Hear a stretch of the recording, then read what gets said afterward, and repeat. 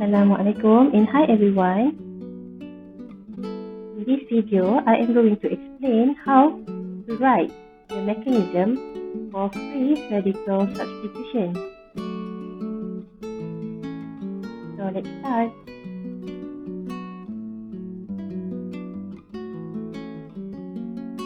First, you have to know what is indicated by arrows in mechanism.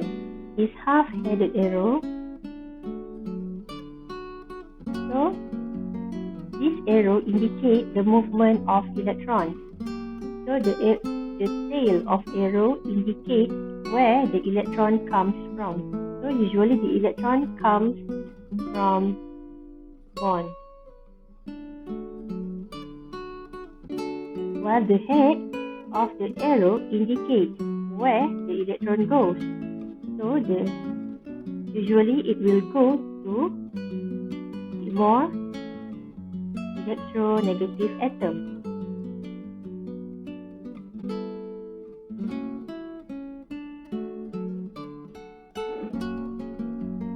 So I will show you an example.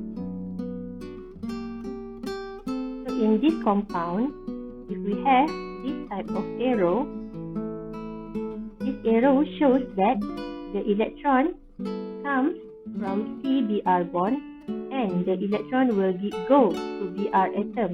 So as we can see here, it is half-headed arrow. So it means that it only involves the movement of one electron. So in this case, for half-headed arrow, usually it will form free radical.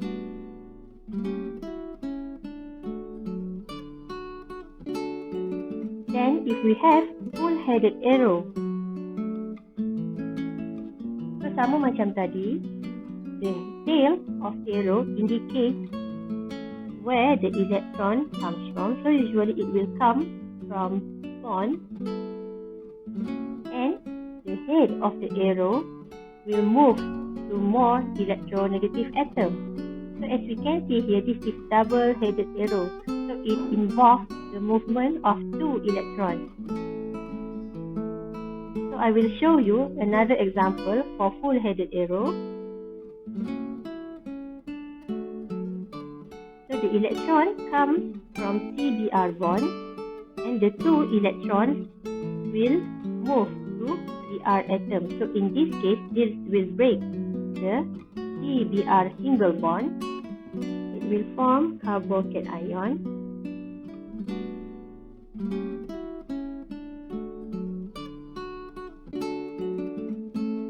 And Br-. So untuk contoh yang atas tu tadi, kalau half-headed arrow dia menyebabkan penghasilan free radical. So kat sini dia. So in this example, so usually it involves the breaking of bond, but one electron will go to Br atom and the other electron will go to carbon atom. So it will form free radical of carbon and also free radical of bromine.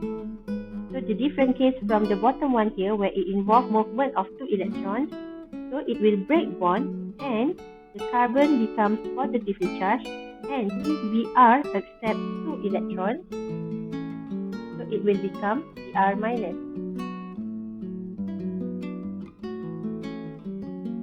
So now let's go to mechanism in example 3.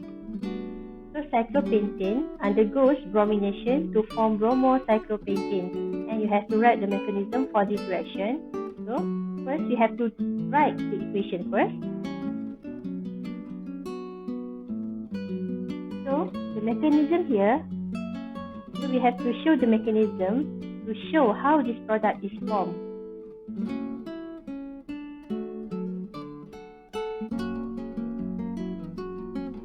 After undergo bromination. So in free radical substitution, there are 3 steps. The first one is initiation step. So this one involves the breaking of bond of halogen molecules. So for the first step, one electron will go to one Br atom and the other electron will go to the other Br atom. So in this single bond, there are 2 electrons. So one electron goes to each atom, so it will become Br dot. This is free radical of bromine, or you can write it as 2Br. So the first step involves the homolytic cleavage of bromine molecules in the presence of sunlight.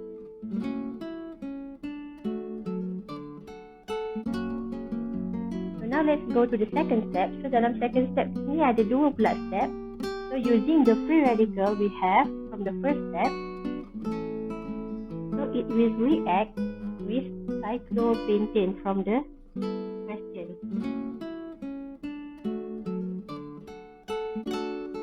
So for this mechanism, you have to show the carbon-hydrogen single bond in cyclopentane so that we can see the movement of electrons.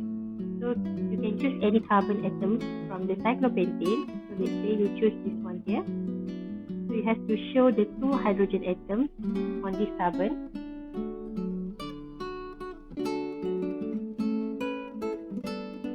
Okay, so what happens here? One electron from CH bond here, so this is carbon, right? So satu electron daripada CH bond ni akan combine dengan free radical bromine daripada first step tadi. So kita lukislah.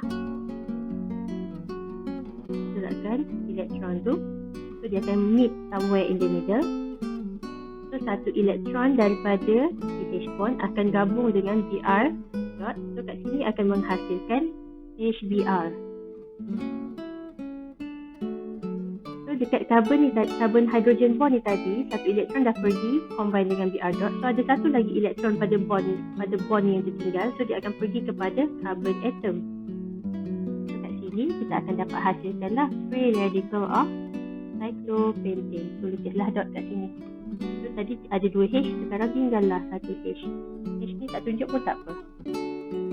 So bahagian kiri ni je kena tunjuk hidrogen ni supaya kita boleh nampak pergerakan elektron tu. So that's for the first one. The second part in propagation step, just copy the free radical of carbon you got from the first part. So lukis balik je lah.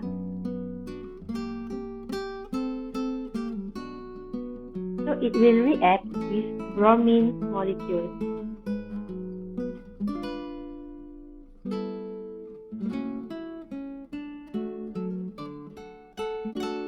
So macam first step tadi, free radical akan combine dengan molekul cyclopentane.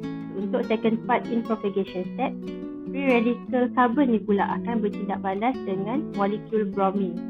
So satu titik ni menunjukkan ada satu elektron ya. So this electron will combine with one electron from the Br bond.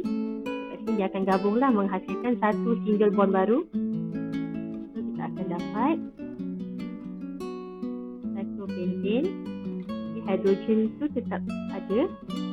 Sekarang carbon ni akan menghasilkan satu bond baru. Tadi ada satu elektron, dia combine dengan satu elektron daripada Br. So dapatlah single bond Br. So satu lagi elektron akan pergi kepada bromine atom. So kita akan dapat Br dot. So that's for propagation step. Now we go to the last step, termination step. So termination step ni melibatkan reaction between free radicals. So there are two free radicals yang terhasil daripada first step from initiation step and also from propagation step, which is Br dot and the free radical of cyclopentane. So kita akan gabungkanlah Br dot plus Br dot.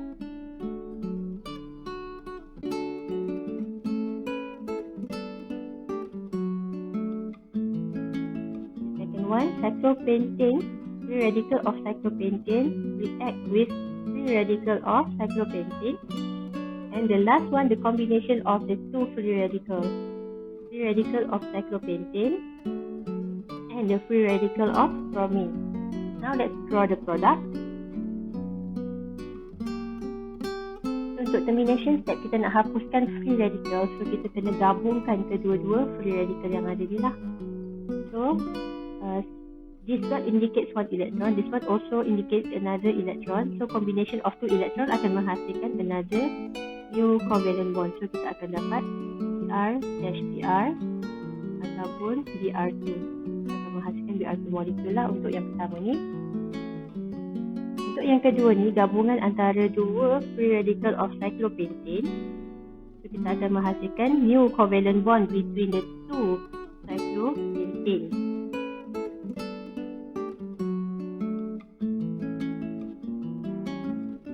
Letak je satu covalent bond antara kedua-dua tempat yang ada titik tu.